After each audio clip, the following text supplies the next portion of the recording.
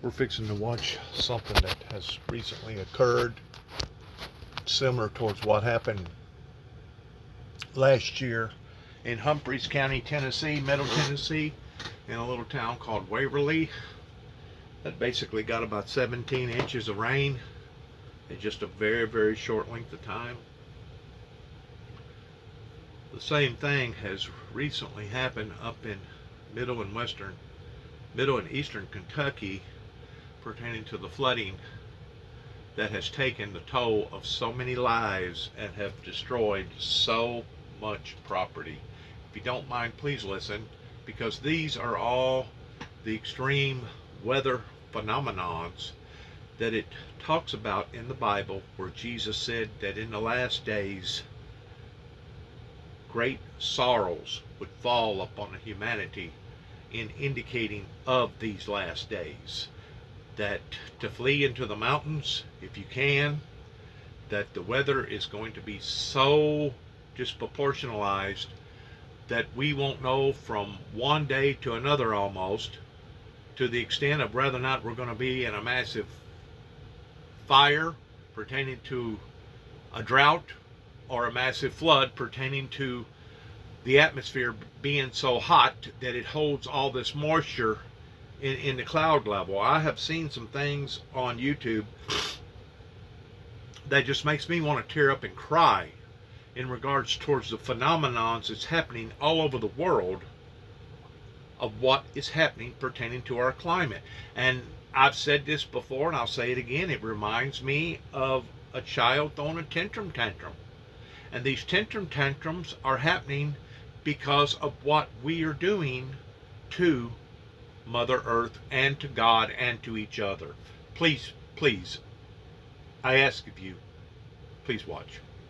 And more during our summer sale. Text STONE to 323232. That's STONE to 323232.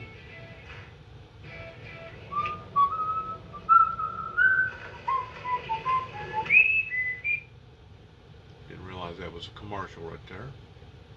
Go a little fast here. Right here. Here we go. Rescue crews are still scrambling to get to survivors today in eastern Kentucky, where devastating floods have already claimed at least 16 lives, including children. Heavy rains brought catastrophic flooding to that state, destroying homes and washing away roads. Governor Andy Beshear says the death toll is going to go a lot higher, and hundreds of Kentucky families are going to lose everything. This is Sheriff Joe Engel in hard-hit Perry County. The damage is just, it's unlike anything I've ever seen. I think it's unlike anything that any of us has ever seen. And these communities are nearly, some of them's impossible to get to. The entire road system has been just washed away. The total infrastructure has been annihilated. I mean, we've lost electric, we've lost water.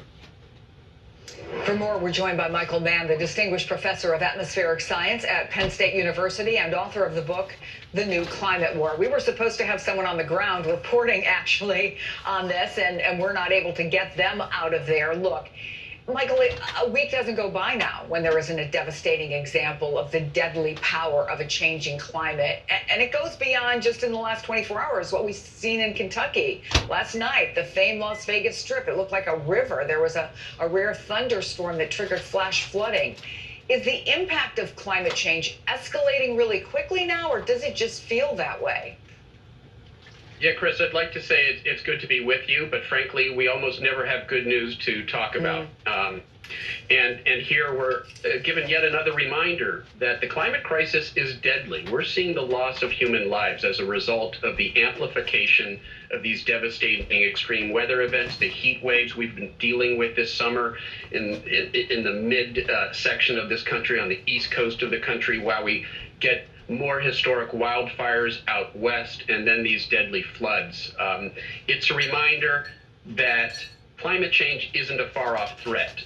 It's impacting us now. And as you allude to, there are some consequences, some impacts of climate change that are actually playing out faster and with greater magnitude than we predicted, say, just a decade ago. And so the critics love to point to scientific uncertainty as if it's a reason for inaction.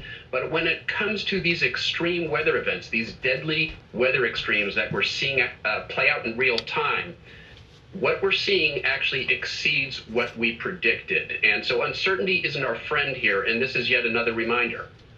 I want to bring in, because we have him now, we've reestablished the signal, Jesse Kirsch, who is in Jackson, Kentucky. How are things looking there, Jesse? Oh, Chris, this is a neighborhood, and I can talk about this endlessly, but I think the image speaks for itself. This is a home right here that is about halfway submerged, and the man who lived here, I say that in the past tense because I can't imagine that he's going to be able to live there again, says that this home is normally about 20 feet up on an embankment. So we're looking at, according to this gentleman, about 20 feet of water that has risen. And this is supposed to be the street in the neighborhood. There's a baseball diamond back there. I took a look from overhead, underwater. And I'm going to bring you over here real quick. We're going to have Jason, our photographer, pan over. And you can see this. We're looking at 50 plus yards of water over here. There is a current. And again, this is not a river. The river is supposed to be along that tree line, according to the gentleman we spoke with. But this is supposed to be street. And again, we're talking about upwards of 20 feet of water that he says in some areas over here. It looks like the water is starting to recede slightly, but as you alluded to, we're having all kinds of communication issues out here as well. So people are potentially not able to get access by phone to help. So we've seen helicopters going through the area. I've seen at least 2 people in this neighborhood who are still there. They weren't shouting out for help or anything. This one person who lives over here, we're told, was just staying in the home to be with her pets. And up the road, we met a couple that's living on the 2nd floor. Their 1st floor had waist-deep water, they said, but they're staying there. They've had the power the whole time, so the 2 of them and their dog are staying in the home. But that's the situation here, and this is just one town, of course, that is part of this entirely devastated area in the eastern part of Kentucky. And here in Jackson, officials are also keeping an eye on a dam about a quarter mile from where I am right now that had some activity around it, and so they're keeping a close eye on that and have evacuated the floodplain. That's dozens of homes as well as a church, a school, and businesses. They're trying to make sure they can get people out of harm's way. But the last point I want to hammer home here is you look at everything we're seeing here, according to some of the people we've talked to in the area, the worst of the flooding here in Jackson occurred yesterday evening. And the reason that's significant is because we were talking about the overnight flooding Wednesday into yesterday morning. And the governor was talking midday about, right, the potential for severe death here in Kentucky and expecting double-digit deaths. That's all before things got even worse in this part of the state. So this appears to have been a domino effect that went on for hours beyond that initial flash flooding, Chris. Jesse, thank you so much for your reporting. You and your crew stay safe. So, Michael, as you look at that, this new bill, the climate bill that's in the hands of Congress, $369 billion for climate issues, how much would it help? Yeah, so we're experiencing some whiplash here because what we've just seen, the scenes that we just watched, indicate the devastating consequences that climate change is having. A warmer atmosphere holds more moisture, so you get larger amounts of rainfall. And as the segment there alluded to, these weather systems tend to be very persistent. They stick around longer than they used to, and we think that relates to the way climate change is changing the behavior of the jet stream. And so you get the compound effect of days upon days of rainfall and these unprecedented flooding events we're seeing. That's the bad news. The negative consequences, the dangerous and deadly consequences, are playing out in real time. But we juxtapose that with what has happened over the past few days, where we've gotten, some good news. It looks like we are on the verge. It hasn't happened yet, but it looks like we are on the verge of passing historic climate legislation. It won't solve the problem. It won't get us quite to where we need to be, but the proposed legislation will probably reduce carbon emissions by just under 40% by 2030. That comes very close to meeting our obligations of a 50% reduction. And if we can meet those obligations as the world's largest historical polluter, then that brings China and India and other countries to the table. That's where we start to see the global policy advance that we need here. Maybe some of the countries who signed on to the Paris Peace Accords might actually ante up and get to where they said they would be. Michael Mann, thank you so much. I'm sure, though, we'll see you again soon. Protesters at a New Jersey golf club owned by President Trump, 9/11 families, upset first because it's a Saudi-backed event, and now also because of what Trump said in his own defense that simply isn't true. You're watching Chris Jancy Reports only on MSNBC. For too long. It seems like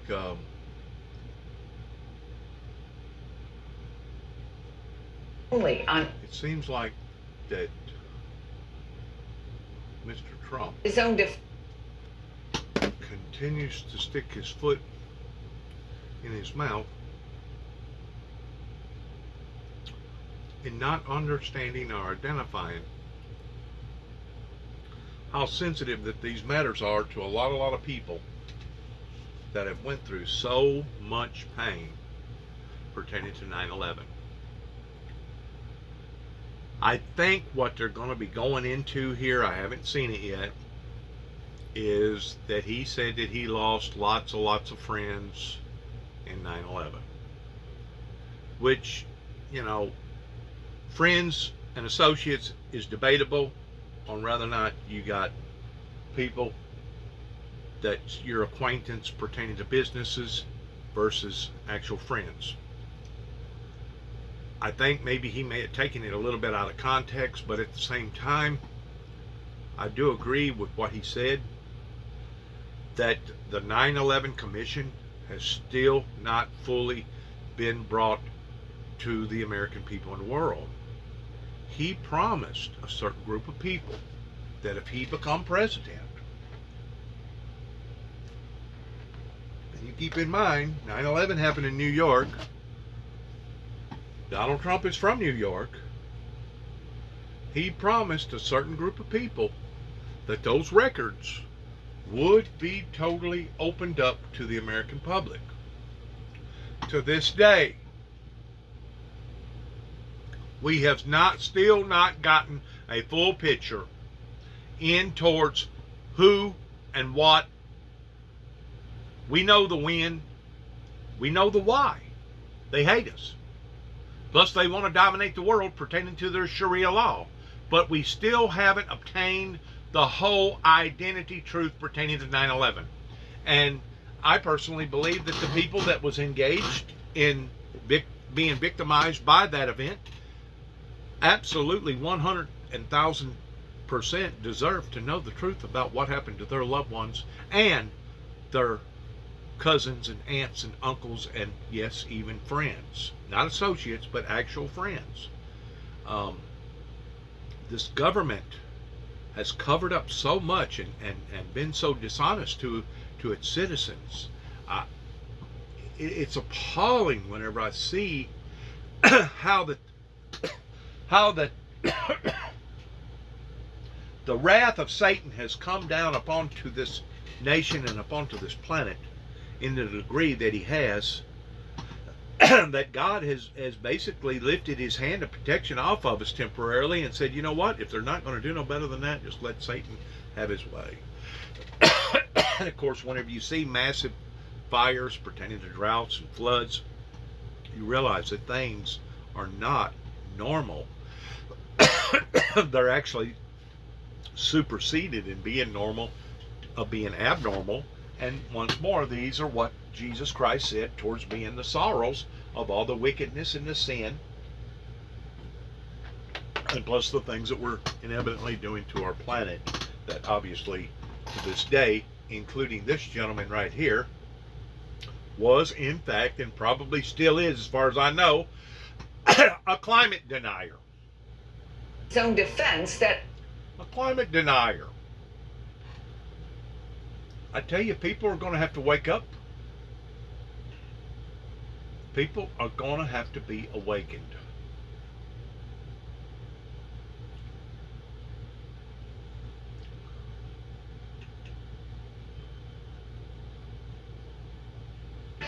Call 1-800-251-4649. Again, that's 1-800-251-4649 or log on to getahomeplan.com today. Outrage this morning from families of 9/11 victims. They went to New Jersey to protest at former President Donald Trump's golf club, which is hosting a controversial tournament this weekend, less than 50 miles from Ground Zero. But their anger only multiplied when Trump tried to defend himself. NBC News national correspondent Gabe Gutierrez has more. Outrage boiling over around the Live Golf Tournament, backed and heavily funded by Saudi Arabia, and teeing off today at former President Trump's New Jersey club. 9/11 families slamming the Saudi Arabian government and the tournament. Trump now defending it. Well, nobody's gotten to the bottom of 9/11, unfortunately. They should have. 15 of the 19 hijackers on 9/11 were Saudi nationals, and in a 2016 Fox News interview, Trump blamed the attacks on Saudi Arabia. Terry Strata lost her husband on 9/11. He was on the 104th floor of the North Tower. She's now furious at the former president's comments. When you heard that, what went through your head? Well, he sounds like a fool. The former president playing in yesterday's Pro-Am with his son Eric and seen next to golf legend. I want to back it up right here real quick, if you don't mind. The newscaster here is taking this out of context. The reason why that she said he sounds like a fool is because of him saying what he said about the fact that he had hundreds of friends that died during 9/11. Now they're throwing a different light to this, towards making it look like the reason why that they're accusing him of being a fool is because he has projected, Donald J. Trump has projected, that the Saudi Arabians was in fact in behind the mastermind of 9/11, going all the way to their demonic, wicked kingdom. I don't know why they're casting this in a different format other than to be protecting the wickedness and the demonic kingdom over there that obviously even the current president, Biden, Mr. Biden, has recently come from over there towards making agreements pertaining to oil deals, putting profit over principles. Please listen to the rest of this, please. Well, he sounds like a fool. The former president playing in yesterday's Pro-Am with his son Eric and seen next to golf legend and Live CEO Greg Norman, as well as a top banker to Saudi Crown Prince Mohammed bin Salman. U.S. intelligence says it was the prince who ordered the torture and killing of Washington Post journalist Jamal Khashoggi in 2018. The Saudi government has long denied it was involved in either 9/11 or Khashoggi's murder, despite that U.S. intelligence report on bin Salman and Khashoggi, and U.S. government documents showing links between the 9/11 hijackers and Saudi associates. Earlier this month, President Biden drew international criticism by traveling to Saudi Arabia and fist-bumping the Crown Prince. Attracted by much bigger cash purses, a growing list of some of golf's biggest names have chosen to play in the Live Series instead of the PGA Tour. This is an opportunity that gives me a chance to have the most balance in my life going forward. Live Golf tells NBC News the 9/11 families have our deepest sympathy. While some may not agree, we believe golf is a force for good around the world. The kingdom is throwing billions of dollars into a PR stunt. NBC's Gabe Gutierrez with our report. Thank you, Gabe, for that. New York and San Francisco declare public health emergency. Well, just had a blackout. Sorry about that. Once more, it's difficult to understand the truth whenever so many people has told lies pertaining to 9/11. And I just pray to God that eventually the truth, the whole truth, nothing but the truth, will be openly exposed to not only the American people but the world. Thank you for listening, and once more, sorry about the interruptions of the electricity going out. We have that from time to time, depending upon various circumstances here in the Northwest Tennessee area where I'm at. Thanks again, good luck, and shalom.